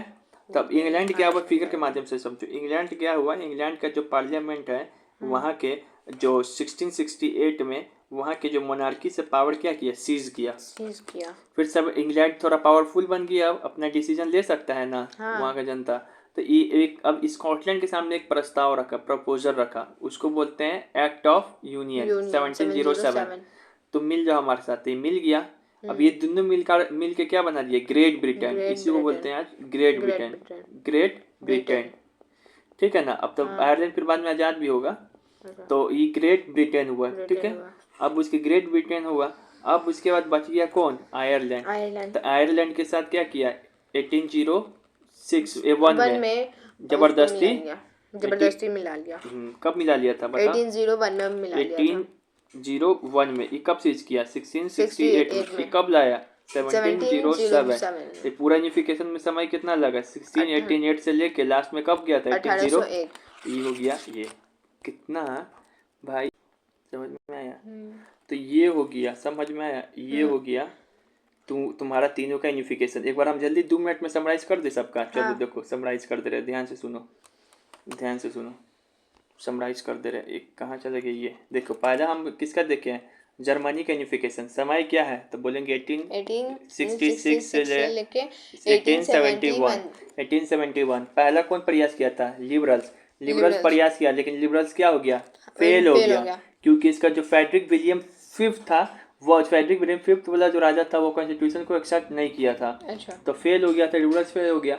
उसके बाद कौन प्रयास किया, उसके बाद बोला हम तो जिम्मेदारी लेंगे प्रसा में कौन जिम्मेदारी लिया था, प्रसा का राजा कौन था, पहले देखते रहो। प्रसा का राजा कौन था, केसर विलियम फर्स्ट। ये जिम्मेदारी लिया कि हम यूनाइट करेंगे। तो बोला अपने सीएम को बुलाया, जो उसका कमांडर था, चीफ मिनिस्टर या उसको कमांडर भी बोलते हैं, कौन था, ऑटोमन बिस्मार्क बोला कि हाँ हम कर देंगे, बिल्कुल कर देंगे, आप हमको कुछ समय दिए। तो 7 साल में 3 देश को हराया, जी कारफार, तो फ्रांस, ऑस्ट्रिया, डेनमार्क, सबको हराया। इस तरीके से हमारा क्या हो गया, जर्मनी यूनिफाइड हो गया। फाइनली जो 1871 में है, केसर विलियम फर्स्ट को क्या बना दिया गया, इंपेरियर ऑफ द जर्मनी बना दिया गया, ठीक है, या चांसलर ऑफ जर्मनी। फिर अब हम लोग आते हैं इटली का यूनिफिकेशन। क्या करते हैं, इटली का यूनिफिकेशन। इटली का यूनिफिकेशन कैसे करेंगे, तो सबसे पहले मैजिनी प्रयास किया था, सीक्रेट सोसाइटी बना के, लेकिन बेचारा मर गया रास्ते में। मैजिनी फिर उसका को सर्दिया पिडमोंट जिम्मेदारी लेता है, सर्दिया पिडमोंट का राजा कौन था, विक्टर इमैनुअल सेकेंड।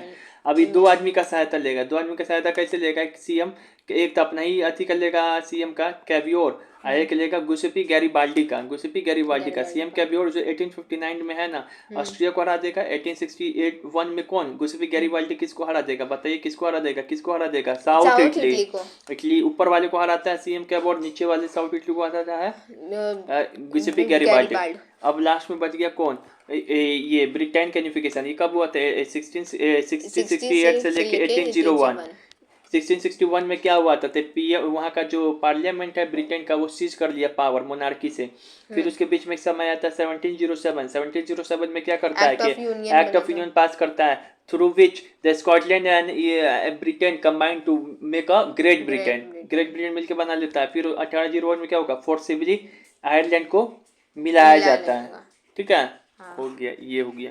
एक बच्चा को बहुत ही कंफ्यूजन है केसर विलियम वाले बात पे। तो देखो ये था लिबरल्स 1848 में, प्लीज एक्सेप्ट कर लो ना मेरा कॉन्स्टिट्यूशन। तो यहाँ पे फ्रेडरिक विलियम 5 था, वो एक्सेप्ट नहीं किया। तो समझो एक खराब राजा है। कैसा राजा है, खराब राजा।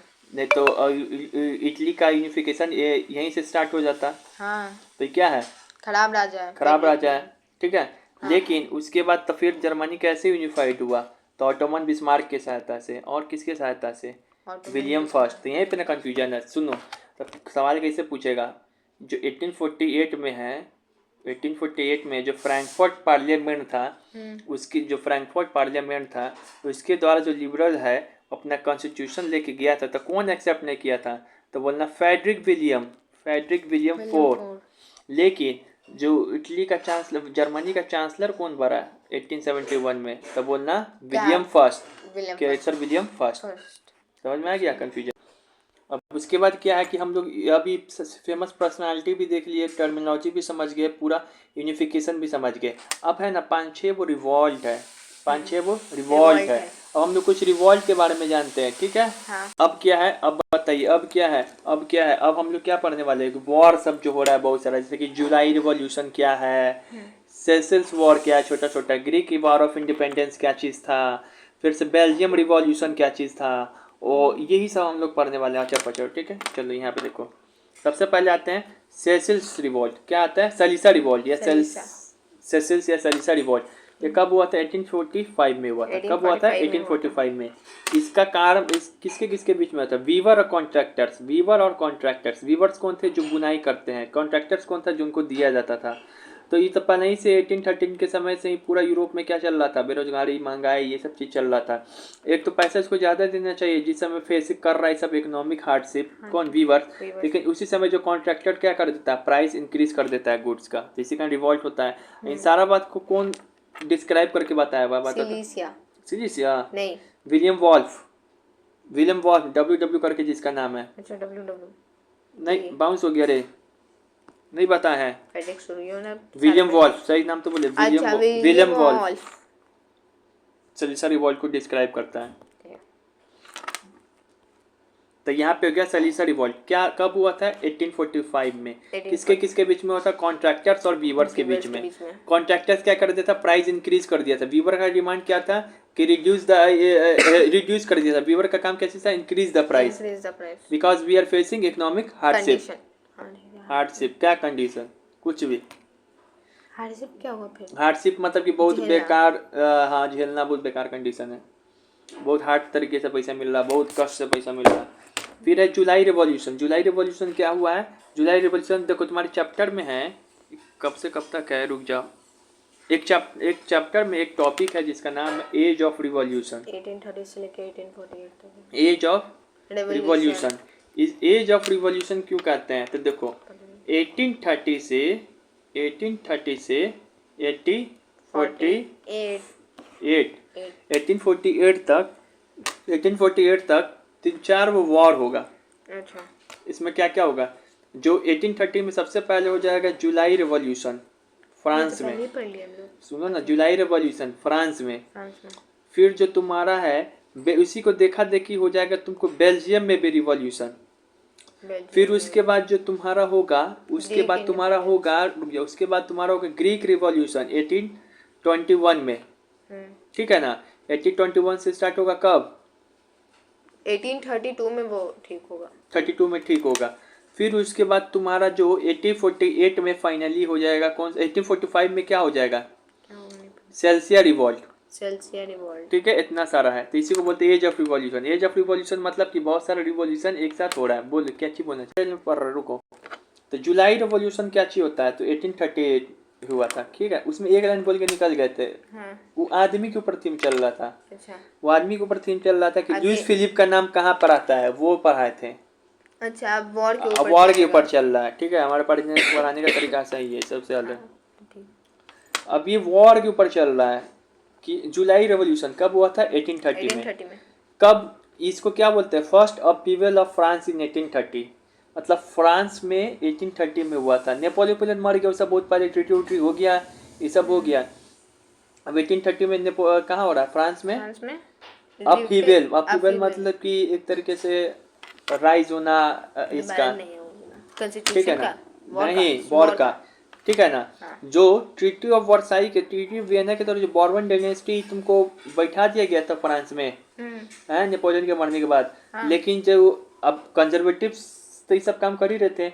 आज चुपके चुपके जो तुम्हारा लिबरलिज्म नेशनलिज्म वाला लोग सब है, या लोकल आदमी सब जो है, मिडिल क्लास आदमी सब है, लिबरल नेशनलिज्म वाला लोग सब, रिवॉल्यूशनरी लोग चुपके चुपके काम कर रहा था ना। तो बताओ ट्रीटी ऑफ वियना कब हुआ था, 1815 में हुआ था। 1850। उसके 15 साल तक ये लोग क्या किया, चुपके चुपके काम किया, रिवॉल्यूशनरी वाला आदमी सब 15 साल, हाँ 15 साल काम किया, रुका। हाँ। और उसके बाद जैसा कि बात की हुआ था कि बॉर्बन डायनेस्टी आ गया था ना, इसको उखाड़ फेंक दिया, कौन, लिबरल नेशनलिज्म, इसी को बोलते हैं जुलाई रिवॉल्यूशन। फिर से राजतंत्र को क्या किया, उखाड़ फेंक दिया।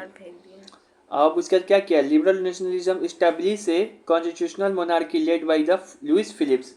अब क्या किया कि अच्छा उस मोनार्की को फेंक दिया, लेकिन पूरी तरीके से तभी लोग मजबूत नहीं था, तो कौन सा लाया, लुईस फिलिप को लाया। कौन सा लाया? लुइस फिलिप को लाया। कौन सा monarchy? Constitutional monarchy. Constitutional monarchy। Finally 1848 में इसको भी भगा देगा, क्योंकि ये अब ला देगा high- सिर्फ कॉन्स्टिट्यूशन। और Constitution। फ्रांस क्या बन जाएगा? रिपब्लिक। रिपब्लिक फ्रांस क्या बन जाएगा? रिपब्लिक फ्रांस क्या बन जाएगा? रिपब्लिक। देखो ये चीज़ समझाना चाह रहे थे। अभी क्या चला था? जुलाई रिवॉल्यूशन। 1848 में जो है कंडीशन बहुत ख़राब हो गया था फ्रांस का, हाँ, पूरा यूरोप का ही ख़राब हो गया था, जिसके कारण लोग सड़कों पे आ रहे थे। कहाँ आ रहे थे? सड़कों पे आ रहे थे तब इसको क्या बोला गया? लुइस फिलिप को। कि ये फिर- कॉन्स्टिट्यूशनल मोनार्की के द्वारा इसको बैठा दिया गया था, हाँ, लेकिन क्या किया गया? फोर्स टू फ्ली कब? 1848 में। भागो तुम अब। भागो अब कॉन्स्टिट्यूशनल मोनार्की भी नहीं चाहिए, अब सिर्फ हमको क्या चाहिए? कॉन्स्टिट्यूशन। Constitution तो इसी चाहिए। कारण जो फ्रांस है क्या बन गया? रिपब्लिक। रिपब्लिक कब बन गया फ्रांस?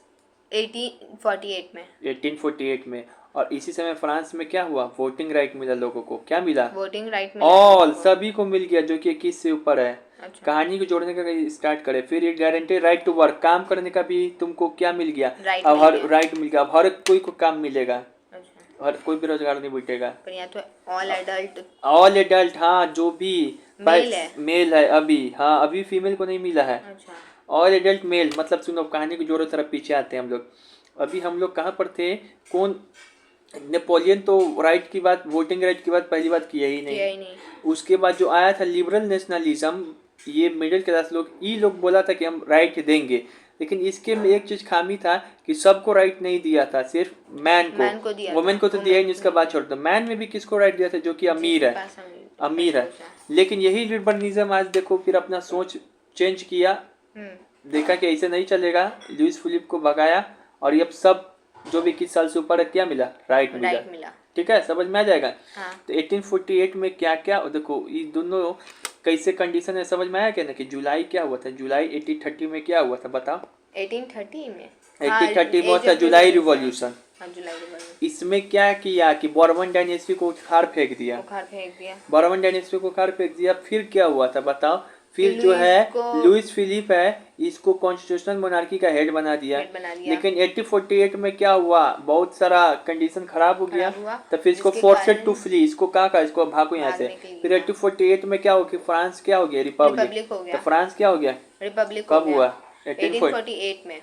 क्यों? सबको वोटिंग राइट मिल गया, जो भी 21 साल से अबव है, जो सिर्फ मेल को, और guaranteed right to work. Right to work भी मिला। यहाँ से सवाल क्या पूछेगा अगर कि 1848 में कैसे फ्रांस रिपब्लिक बना? तो बोल देंगे force to flee Louis Philippe which was the head of constitutional monarchy, France become a republic. अब उसके बाद वोटिंग राइट मिला, और सिर्फ मेल को मिला जो एबव 21 है। 21, एबव 21, 18 साल में 21 साल से अबव, 21। सबको राइट टू वर्क मिला। Right ठीक to है, work। ये हो गया। तो हम लोग कहाँ थे? यहाँ पे थे, तो समझ गए ना जुलाई रिवॉल्यूशन। हाँ, ठीक है ना? कहाँ हुआ था? फ्रांस में। फ्रांस में हुआ था। कब हुआ था? 1848 में हुआ था। 1830 में हुआ था। 30 में हुआ था। किसके द्वारा किया गया था? Liberal nationalism. नेशनलिज्म के क्या किया? बॉर्बन डायनेस्टी को बॉर्बन उठाकर डायनेस्टी फेंक दिया। को और काम क्या किया? फिर Constitution constitutional monarchy monarchy set किया, set जिसमें किया। लुइस फिलिप को राजा बनाया, और उसके ठीक है। बाद 1848 में उसके बाद 1848 में हम लोग देखते हैं कि फोर्सेड टू फ्ली किया, फ्रांस क्या बन गया? रिपब्लिक बन गया, और वोटिंग राइट दिया। right चलो हो गया, फ्रांस से निकल जाए। Belgium revolution. इसी जो होता है ना वॉर, यही जो वॉर होता है बेल्जियम रिवॉल्यूशन कर रहे हैं, यही जो वॉर होता है जुलाई रिवॉल्यूशन 1830 में, जब वॉर हुआ first upheaval of France in 1830 जब हुआ जुलाई रिवॉल्यूशन, तो इसी बात पे वो कहता है ड्यूक मेटर्नी कि जब फ्रांस छिकता है तो सारे यूरोप में क्या होता है? सर्दी लग जाता है। तो इसका मतलब फ्रांस में गड़बड़ी होगा तो सारे जगह गड़बड़ी होना शुरू होगा। तो देखो इसी को फ्रांस कहीं देखा देखी कहाँ पर होगा? बेल्जियम में रिवॉल्यूशन होगा। इस लाइन का कहने का मतलब यही है। तो बेल्जियम में रिवॉल्यूशन होगा। तो जुलाई रिवॉल्यूशन स्पार्केड मतलब आग में चिंगारी देने वाला काम किया। And uprising in Brazil, revolution sparked uprising the Brazil movement. वो क्या किया? यहाँ पे देखो, जो ऐसे याद कर दो, ये जो है ना बेल्जियम था नीचे में, इसको आज़ादी चाहिए था किससे? यूनाइटेड किंगडम ऑफ नीदरलैंड से। हाँ, पहले पूरा इसके ऊपर कब्जा था। अच्छा। नीदरलैंड का, यूनाइटेड किंगडम ऑफ नीदरलैंड का। लेकिन नीदरलैंड को उखाड़ फेंक दिया, बोला तोड़ दिया अपने आप का रिश्ता, बोला कि तू ऊपर में रह, फिगर बना के भी दिखा देना एग्जाम में, नंबर मिल जाएगा, और हम नीचे रहेंगे, अपना अलग है। तो यहाँ पे यही लिखे, क्या लिखोगे जुलाई रिवॉल्यूशन बेल्जियम रिवॉल्यूशन के प्रति कि जुलाई रिवॉल्यूशन स्पार्क किया अब स्प्रिंग ब्रूजेल की वो फिर मूवमेंट हो और अब Belgium breaking away from the United Kingdom of Netherland अपने आप को दूर कर लिया। ठीक है, फिगर भी दिखाई दे रहा है। अब उसके बाद क्या है, ग्रीक वॉर ऑफ इंडिपेंडेंस क्या होता है। देखो Greek war of independence, the Greek war of independence बताए थे कि ग्रीक, पहले समझो, पीछे भूल जाओ अभी, ठीक है ना। पीछे सिर्फ हम टर्मिनोलॉजी बताए थे कि ट्रीटी ऑफ कॉन्स्टेंटिनोपल जो है किससे संबंधित है, इससे। अभी ग्रीक वॉर ऑफ इंडिपेंडेंस समझो क्या है। ग्रीक वॉर ऑफ इंडिपेंडेंस, तो पहले ऑटोमन साम्राज्य बहुत बड़ा साम्राज्य था, इसमें से ग्रीक क्या हो रहा था, अपना आज़ादी चाहता था। ये सारा कौन था, मुस्लिम लोग था, मुस्लिम लोग था। इससे क्या करता था, ग्रीक आज़ादी लेना चाहता था, ठीक है ना। तो Greek had been a part of Ottoman empire since 15th century. Greek part था किसका, 15th सेंचुरी का, 15th सेंचुरी एम्पायर का था। ग्रीक क्या चाहता था, Greek wanted to establish Greek empire. बहुत शॉर्ट में लिखे है, इतना बड़ा बड़ा आंसर है ना। तो इसके कारण क्या करेगा, so Greek started a struggle from 1821। तो इसी कारण ग्रीक अपना स्ट्रगल क्या किया, 1821 से शुरू किया। अब इसको स्ट्रगल जब शुरू किया तो इसको दो आदमी का सपोर्ट भी मिला, दो जगह से। जो पोएट्स है, आर्टिसेंट्स है, बताए थे ना इंग्लैंड का पोएट कौन था, अभी नहीं बताओगे ना तो लॉर्ड बायरन जो मर गए, despite of English poet support the Greek war of independence. समझ गए, वैसा वैसा लोग, बहुत लोग सपोर्ट किया अगेंस्ट मुस्लिम एम्पायर के खिलाफ, ऑटोमन एम्पायर। उसके बाद फिर से बहुत सारा देश भी इसको सपोर्ट किया, many western country also supported. सब जगह से सपोर्ट मिल रहा है। तब ग्रीक, अब सब सपोर्ट मिला, तब उसके क्या होगा, फाइनली जो 1832 में है कि ग्रीक को रिकॉग्नाइज किया जाएगा एज ए इंडिपेंडेंट नेशन। अब तुम ग्रीक क्या है, ऑटोमन एम्पायर के अंदर नहीं, अब तुम अलग हो। क्या आते, कुछ नाम होगा ना, थ्रू ट्रीटी ऑफ कॉन्स्टेंटिनोपल। हाँ, जब भी किसी वॉर को समाप्त करना था एक ट्रीटी होगा, नहीं तो ये नहीं ट्रीटी होगा था तो फिर तक ग्रीक को फिर कब्जा कर लेगा। लेकिन अब कहा दिया गया कि देखो ट्रीटी साइन लिख के दे रहे हैं, आप क्या ग्रीक के ऊपर कोई कब्जा नहीं कर सकते, ठीक है ना। ग्रीक अब ना तुम्हारी माले ना मेरी माले, अपना क्या रिपब्लिक है, नेशन है एक। तब यहाँ पे देखो ग्रीक वॉर ऑफ इंडिपेंडेंस में क्या बोल रहे हैं, 1821 से लेकर 1832 के बीच होता है। पहला ग्रीक पार्ट था किसका, ऑटोमन एम्पायर का। ग्रीक क्या चाहता था कि स्टैब्लिश करे ग्रीक एम्पायर। अब फिर से ग्रीक स्टार्ट किया अपना स्ट्रगल 1821 से। इसको दो लोगों का सपोर्ट मिला, पोएट्स, आर्टिस्ट्स, लॉर्ड बायरन का भी नाम मेंशन कर सकते हो। Despite of English poet, her contribution in the Greek war independence is unexpectable. कुछ तो नहीं लिख सकते, सीबीएसई का बच्चा है तो। फिर से many western country also supported, ठीक है ना। अब फाइनली उसके बाद क्या हुआ कि 1832 में जो ग्रीक को रिकॉग्नाइज किया गया एक नेशन ऑफ इंडिपेंडेंट नेशन, किसके द्वारा, थ्रू ए कॉन्स्टेंटिनोपल। समझ में आया। पीछे जो हम बता रहे थे ना, एक लाइन में ही सारा बात बता दिए थे, ये डिटेल बताया तुमको, ठीक है। तो ये हो गया ग्रीक वॉर ऑफ इंडिपेंडेंस, याद हुआ।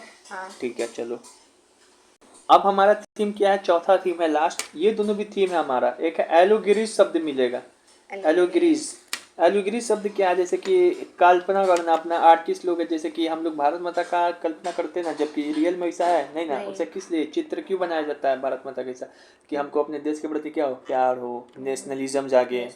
तो ऐसा ही जर्मनी के लिए बनाया गया था जर्मेनिया आंटी, फ्रांस के लिए बनाया गया था मैरीना आंटी। जर्मनिया कहाँ की थी, जर्मनी की थी। मैरीना कहाँ की थी, फ्रांस की आंटी थी, ठीक है। अब ये लोग का फिगर समझ में आ रहा है, दिखाई पड़ रहा है। ये एनसीईआरटी वाला फिगर डिलीट कर दिया, ये वाला फिगर अभी भी है, ठीक है।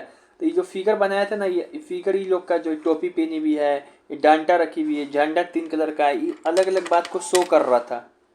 ये कहाँ की आंटी बता था, मैरीना फ्रांस की रूस की, फ्रांस की, एम फ्रांस की आंटी है मरीना, ठीक है। तो इन सब का बात अलग अलग शो करता है। मीनिंग ऑफ द सिंबल देखो, पूछेगा, एनसीईआरटी में चार्ट दिया है। अच्छा, ब्रोकन चेन, जो टूटा हुआ चेन पहनी हुई जो आंटी, क्या शो करता है, बीइंग फ्रीड। फ्रीड का नाम हमको समझ में नहीं, आप याद नहीं है, अभी गूगल पे सर्च मार के देखना फ्रीड का क्या होता है मतलब। फिर है ब्रेस्टेलेपल विथ ईगल, ये symbol of German empire strength. ये चीज किसको शो कर रहा है कि जर्मन एम्पायर मजबूती मिल रहा है, ऊपरी देख लो। फिर से क्रॉन ऑफ ओक लिप्स, ये क्या क्रॉन ऑफ ओक लिप्स क्या कर, हीरोइज्म, मतलब कि हीरोइज्म शो कर रहा है। ठीक है ना, जो क्रॉन पे नहीं है इसी से करके टोपी, वो क्या शो कर रहा है, राजा टाइप का, कि जर्मन क्या है, किसी के भिखमंगे पे नहीं है, राजा टाइप का है, हीरो है। शॉर्ट मतलब तलवार क्या शो कर रहा है, रेडी टू फाइट, जर्मनी लड़ने के लिए क्या है, रेडी है। रेडी है। Olive branch around the sword, olive branch है जो स्वॉर्ड के आसपास जो है वो क्या शो कर रहा है, विलिंगनेस टू मेक पीस, शांति। ब्लैक एंड रेड, तीन वो कलर का झंडा है पीछे पकड़ी हुई जर्मनी एंटी, वो क्या शो कर रहा है, flag of liberal nationalism in 1848 banned by the duke duke duke German dukes of the German state. सिर्फ इनका क्या मतलब, फ्लैग जो शो कर रहा है लिबरल नेशनलिज्म का जो झंडा वो बैंड हुआ था 1848 में। जो ray of the rising sun beginning of new era, पीछे से सूर्य उगता हुआ क्या दिखाई पड़ रहा है कि नई शुरुआत। फिर से एक बार रिवीजन करते हैं, बताओ बिना देखे। ब्रोकन चैन क्या शो कर रहा है, बीइंग फ्री। फिर से ब्रेस्टेड टेपल विथ ईगल क्या कर रहा है, symbol of German strength. Crowd of oak leaves क्या कर रहा है, हीरोइज्म। शॉर्ड क्या, ready to fight. Olive branches around the sword क्या कर रहा है, willingness to make peace, make peace. ये तीनों झंडे का कलर क्या कर रहा है, फ्लैग ऑफ लिबरल नेशनलिज्म जो बैंड हुआ था 1848 में। राइज ऑफ सन, यहाँ सबसे ज्यादा हार्ड क्या लग रहा है, दो भी याद कर सकते हो अगर, ये heroism sword, crown of oak leaves peace, strength, olive branches around the sword peace. ठीक है, एक बार देख के अपने से नहीं करोगे तो बाउंस हो जाएगा। अब ये लास्ट वाला है, ये अभी क्वेश्चन से बाकी है, अभी रुको, पहले थीम है, अभी थीम ही चल रहा है। अब ये थीम क्या है, अभी डेट वाला थीम है, इतना सारा जो कहानी पढ़े, डेट भी तो याद रखना जरूरी है। यहाँ पे देता है एनसीईआरटी में कि कौन घटना पहले हो, कौन घटना पहले हो, कौन बाद में, वैसे सजाने वाला कैसे पता चलेगा। जो भी घटना रहेगा उसके सामने क्या करेंगे, डेट लिख लेंगे, और उसके बाद देखेंगे कौन डेट पहले आ रहा है, कौन डेट बाद में आ रहा है। डेट याद रहेगा तब ना। डायरेक्ट डेट भी पूछ सकता है, बहुत बार पूछता है सीबीएसई बच्चा को। डेट का इंपॉर्टेंस नहीं है, डेट डायरेक्टली नहीं पूछेगा, इनडायरेक्टली पूछता है कि हाँ। चलिए यहाँ देखो, बहुत सारा डेट है इसमें, याद करेंगे। चलिए यहाँ पे देखिए, ये ज्यादा ही नहीं है। हाँ तो बहुत चैप्टर बहुत हार्ड। यहाँ पे देखो 8071 पहला डेट है, इस पर यहाँ से नहीं, यहाँ से स्टार्ट करते हैं, यहाँ से स्टार्ट है 1789। चलो यहाँ देखो, पहले देखो यहाँ पे जो डेट दिखा रहा है उसको देखो, 1789। इस समय क्या होता है, फ्रेंच रिवॉल्यूशन हुआ था। जिस समय फ्रेंच रिवॉल्यूशन हुआ था, अब फ्रेंच लोग क्या किया था, वहाँ का जो मोनार्की सिस्टम है उसको ख़त्म कर दिया था। 1797 लगभग ऑलमोस्ट 10 साल बाद नेपोलियन का एंट्री होता है। वो इन्वेट्स करता है किसको, इटली में जाके युद्ध करता है। नेपोलियन वार करता है, बहुत सारा वार करता है। 1797 1789 के जस्ट लगभग 10 साल बाद, 10 साल से 1 साल 2 साल कम। 1804 में क्या आता है, नेपोलियन कोड। 1804 में क्या लाता है, नेपोलियन 4 कोड लाता है। क्या वो लाता है कोड, 4 कोड लाता है। 1804 में 4 कोड, ऐसे याद करो। 1815 में क्या होता है, बैटल ऑफ वाटरलू। जैसे नेपोलियन प्रायः देशों से क्या करता है, हार जाता है। ट्रीटी ऑफ वियना भी उसी समय हो जाता है। तो कैसे याद रखेंगे, प्रायः 15। अब उसके बाद ग्रीक वॉर ऑफ इंडिपेंडेंस कब होता है, 1821 में। कैसे याद करेंगे, ग्रीक 21, ग्रीस 21, ग्रीक 21, इतना दिमाग, ग्रीक 21, ठीक है ना। उसी के मोटा मोटी 10 साल बाद मान जाओ, 10 साल बाद क्या होगा, ट्रीटी ऑफ कॉन्स्टेंटिनोपल। नहीं ना आ रहा बोलने, हाँ। किसी के सामने नहीं आएगा बोलने तो तुम अपना दांत चार दोगे, नहीं चार दोगे, 32 ही चार दोगे। 1832 में क्या होता है, कॉन्स्टेंटिनोपल। कितना अच्छा। चलिए यहाँ देखो, बच्चा को छोड़, और भी चलते रहता है। और यहाँ पे देखो फिर क्या है, कॉन्स्टेंटिनोपल याद हो गया। फिर 1830 में गुस्पी मैजिनी, 1830 में क्या किया, मैजिनी जो क्या किया, सीक्रेट सोसाइटी बनाया था 2 सीक्रेट सोसाइटी, यंग इटली मार्सली में और यंग यूरोप बेर्निया में। गुस्पी मैजिनी अपना सीक्रेट सोसाइटी कब बनाया था, 30 में 1830 में 30 में बनाया था। क्या कि हम जाके क्या करेंगे, इटली का काम फिक्स करेंगे, लेकिन नहीं हो पाया। 30 में क्या किया था, इटली का काम फिक्स, गुस्पी मैजिनी, लेकिन कर पाया सीक्रेटली, अपने फिक्स हो गया बेचारा रास्ते में। ठीक है, फिर जुलाई रिवॉल्यूशन भी कब होता है, 1830 जुलाई रिवॉल्यूशन कब होता है, 1830। कहाँ पे, फ्रांस में। इसके थ्रू क्या हुआ था, इस्टेब्लिश किया गया था कॉन्स्टिट्यूशनल मोनार्की। लुइस फिलिप को उसका हेड बना गया था। कब हुआ था, 1830 में हुआ था, 1830 में। ठीक है, अब उसके बाद 1830 में ब्राजील रिवॉल्यूशन हुआ, उसके तुरंत देखा देखी ये भी हुआ था ना भाई। ठीक है ना, ये भी हुआ था कि नहीं हुआ था, जो कि हुआ था। 1830 में ही इकोनॉमिक हार्डशिप आया था। 1830 में बहुत सारा चीज हो रहा है, इकोनॉमिक हार्डशिप इन यूरोप, मतलब बेरोजगारी बहुत बढ़ेगा, महंगाई बहुत बढ़ेगा, काम 30% हो जाएगा, ठीक है ना। 1848 पेरिस रेवोल्यूशन। 1848 पेरिस रिवॉल्यूशन हो गया। 1858 पेरिस रिवॉल्यूशन मतलब उसी को बोलते हैं भाई। 1848 में जब क्या हो गया था, पेरिस में रिवॉल्यूशन। फोर्सेड पेरिस रिवॉल्यूशन मतलब कि many people come on the street due to economic hardship and Louis Philippe forced to flee in 1848 and the Germany become and the France become a republic in 1848 and give and उसके point में लिख दो कि universal adult franchise मतलब voting right given to all adult who are above the 21 year old and right to work of everyone, ठीक है। कब हुआ था? 1848 में हुआ था। 48 में 1848 में पेरिस रिवॉल्यूशन मतलब वही सब बात, रिपब्लिक। अब कैसे याद करेंगे? 48 मतलब अड़ गया, 48 मतलब लिबरल सब अड़ गया, लिबरल सब अड़ गया, भाग गया से अब हमको मोनार्की रहने, मोनार्की नहीं लेंगे हम, अड़ गया। 48 में अड़ गया, कौन अड़ गया? लिबरल्स अड़ गया, लिबरल्स अड़ गया। अब बोला कि भाग गया से, ठीक है। अब हम तो क्या बनाएंगे? रिपब्लिक बनाएंगे, ये हो गया। फिर उसके बाद क्या है? 48 में ही पेंटिंग बनाया था, लिबरल्स रिवॉल्ट वही है। 48 में ही पेंटिंग बनाया था कौन? Frederick sero. 4 पेंटिंग बनाया था जो चैप्टर जहाँ से स्टार्ट होता है। और क्या विजुअलाइजिंग कर रहा है? Democratic and social Republic. तो 48 में कब कब बनाया था पेंटिंग? 1848 में। 48 में कब बनाया था? 48 में बनाया। इंग्लिश से कभी याद नहीं होगा, 48 हिंदी से याद करो, ठीक। 48 में हुआ था, ठीक है। डेट इसी हिंदी में याद कराते। 48 में हुआ था। कैसे? तो ये पेंटिंग बना के कहानी है कि पेंटिंग 4 बना रहा था तो लोग समझा कि पागल है, करी से थोड़ी होगा थी, अड़ गया अपना बात पे, बोला ऐसा ही होगा, इसका बात सच में हो गया। तो 48 में ये भी अड़ गया था, ठीक है। 1848 में भी अड़ गया था। 1859 में क्या होता है? कैबोर जो है कैबोर जो है डिफीट करता है उसको, ऑस्ट्रिया को the help of Giuseppe Garibaldi. Garibaldi क्या करता है? नीचे वाले को हराता है, साउथ इटली को कब्जा करता है, ठीक है। स्पेनिश रूलर को साउथ इटली में। गुसेपी गैरीबाल्डी बोलो कैबोर ऑस्ट्रिया को डिफीट करता है 1859 में। आई हुआ था 1861 में, ठीक है। 1861 में क्या होता है? इटली का यूनिफिकेशन हुआ, इटली का यूनिफिकेशन हुआ। Victor Emmanuel proclaim the king. देखो जर्मनी वाला से नहीं समझे, ये सब इटली वाला ना आदमी है ये। 1861 में फाइनली हो गया था। 2 ही साल में नहीं बताए थे। 1859 में तुम तबाह हुआ मचा दिया।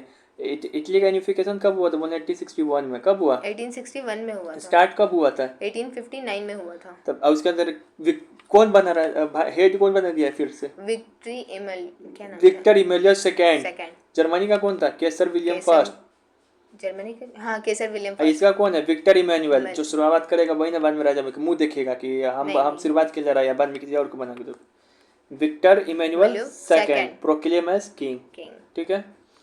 अब यहाँ पे देखो 1845 क्या हुआ? Silesian revolt.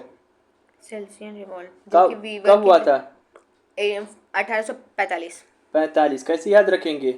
तो एक ही वैसा डेट है जिसके लास्ट में क्या आएगा? 5। कोई डेट पढ़ो किसकी लास्ट में 5 आ रहा है? नहीं। ध्यान से देखो 5 है, 5 है तो 5 को एस समझो। तो एस से क्या हुआ? Silesian revolt. 25 बार देखोगे वीडियो अपने याद हो जाएगा। उसके बाद 1834 में क्या बन गया था? जोल्वेरियन। ये कौन था? कस्टम यूनियन था। कहाँ का? जर्मनी का। क्या काम किया? रिड्यूस किया टैक्स को। और काम क्या किया? 30 करेंसी से 2 करेंसी किया। इसे बुक करेंसी से 2 करेंसी किया। कब किया? 1834 में किया। कब किया? 1834 में। कब किया? 1834। कब किया? 1834। कैसे याद रखेंगे? 1834 में किया। कैसे याद रखेंगे? 34 में किया। 34 था, 2 कर दिया। 34 से 2 कर दिया, मतलब करेंसी वैसा टाइप का। ऐसे तुम नहीं भी याद आ रहा था इसलिए याद रखो। ग्रीक वॉर ऑफ इंडिपेंडेंस कब? ट्रीटी ऑफ कॉन्स्टेंटिनोपल कब हुआ था? 1832। बोलने नहीं रहा था, चढ़ दी उसी के 2 साल बाद हुआ था। ऐसे याद कर सकते हो। फिर से यहाँ पे देखो 1830 से 1848 क्या हुआ? एकदम 18 साल चला था एज ऑफ रिवॉल्यूशन। 18 साल चला था एज ऑफ रिवॉल्यूशन। 30 में क्या हुआ था? काम फिक्स, इकोनॉमिक हार्डशिप, किसी का काम फिक्स नहीं था 30 में, सब बेरोजगार हो गया। 1830 में और क्या हो गया था? जुलाई रिवॉल्यूशन हुआ था फ्रांस में। 30 में और क्या हुआ था? जुलाई रिवॉल्यूशन हुआ था जिसमें। और देखो यहाँ पे 88 में क्या होता है? इंग्लिश पार्लियामेंट सीज कर लिया था पावर, किससे? मोनार्की में। एक्ट ऑफ यूनियन कब है? 1707 में। 1707 में साथाओ कौन? स्कॉटलैंड। स्कॉटलैंड। स्कॉटलैंड को बुलाया था ना, तब ने ग्रेट ब्रिटेन हाँ, बनाया था। स्कॉटलैंड। 1707 में साथ आओ। साथ आओ। कौन आओ? स्कॉटलैंड आओ। फ्रांस कब रिपब्लिक बनाई बता दोगे तो मान जाएंगे। फ्रांस 1648 में। फ्रांस 1648 में। 48 में नहीं, और क्या हम रिपब्लिक बनेंगे, अब लुईस फिलिप को भगा के रहेंगे। हाँ, और क्या था? 1848। तो हम क्या बोल रहे हैं? 1648 है। सॉरी 1848 में। वही हम सोचे। 1848 में और गया था, ठीक है। हाँ। फ्रांस रिपब्लिक बना था, लेकिन फ्रांस कब कॉन्स्टिट्यूशनल मोनार्की बना? 1848 में। वह नहीं जुलाई नहीं, रिवॉल्यूशन 1830 में बना था। समझ गए 1830 ना? में बना था। पूरा डेट हम करा दिए। अब जो भी हम ट्रिक बनाए हैं, तेज फिक्स और गया तर गया, इस सब पे क्या बत्तीसी दिखा दी, इस पे क्या करना है यार, देखना अपने आप को टेस्ट देना कि हो रहा है कि नहीं। राइज ऑफ नेशनलिज्म यूरोप की सिर्फ यही वाली डेट याद करनी है। नंबर 1, 1789 में हुआ था फ्रांस का रेवोल्यूशन और उसके कुछ सालों बाद नेपोलियन गद्दी पे बैठ गया था और 1804 में बनाया था उसने सिविल कोड, जिसे नेपोलियनिक कोड भी बोला जाता है। अब उसके दुश्मन थे बहुत सारे, इसीलिए 1815 में बैटल ऑफ वाटरलू में उसे हरा दिया गया और सेम ईयर 1815 में ट्रीटी ऑफ वेना साइन की गई, जिससे कंजर्वेटिव देश चाह रहे थे कि यूरोप में कंजर्वेटिज्म वापस आए, लेकिन रेवोल्यूशनरीज कुछ कम थोड़ी थे। उन्होंने कंजर्वेटिव लोगों को अपोज करना शुरू किया और वहीं से शुरू हुआ एज ऑफ रेवोल्यूशन। इसमें सबसे आगे था आपका फ्रांस। जुलाई रेवोल्यूशन हुआ 1830 में, फिर हुआ ब्रसेल्स की वॉर ऑफ इंडिपेंडेंस और Greek war of independence. Actually Greek war of independence 1821 में स्टार्ट हो गई थी, लेकिन 1832 में जाके जब ट्रीटी ऑफ कॉन्स्टेंटिनोपल साइन हुई, तब ग्रीस को एक इंडिपेंडेंट नेशन स्टेट माना गया। अब इसके बाद तो यूरोप में लड़ाइयां ही लड़ाइयां हुई। 1845 में सिलेसियन रिवोल्ट हो गया और 1848 तो ऐसा साल है जो आपको पता ही होना चाहिए। इसमें 3 इंपॉर्टेंट चीजें हुई। 1848 में ही लिबरल का रेवोल्यूशन हुआ जर्मनी में, 1848 में ही पेरिस रिवोल्ट हुआ हंगर और अनएम्प्लॉयमेंट के लिए, और उसी साल फ्रेडरिक सोडियो की वो इंपॉर्टेंट सी पेंटिंग बनी थी जो चैप्टर की स्टार्टिंग में। नाउ यूनिफिकेशन की बात करते हैं। इटली यूनिफाई होकर तैयार हो गया 1861 में। 10 साल बाद 1871 में जर्मनी भी यूनिफाई हो गया, लेकिन ब्रिटेन का केस बहुत स्ट्रेंज था। इंग्लैंड ने स्कॉटलैंड को अपने कब्जे में किया 1707 के एक्ट ऑफ यूनियन के साथ और बाद में आयरलैंड को भी इनकॉर्पोरेट कर लिया। अब बाल्कन का कॉन्फ्लिक्ट वैसे तो बहुत साल पुराना है, लेकिन 1871 के बाद कॉन्फ्लिक्ट बहुत ही ज्यादा बढ़ गया और इसी की वजह से फर्स्ट वर्ल्ड वॉर भी हो गई। तो आपका होमवर्क क्वेश्चन है कि मुझे कमेंट्स में बताना है कि ज़ोल्वरीन कब बना था। I hope you enjoyed this video. I will see you next बता टाइम। ज़ोल्वरीन कब बना था? 1834 में। भरोसा दिलाया कैसे याद नहीं, कराएं? जीता जाता है। 32 से 32। कॉन्स्टेंटिनोपल होता है, हाँ, और उसके कारण फिर 2 साल बाद जो वेरिएंट होता है। हो गया चैप्टर खत्म। चैप्टर का तक क्वेश्चन आंसर अभी थोड़ी ना हुआ, जो आप पूरा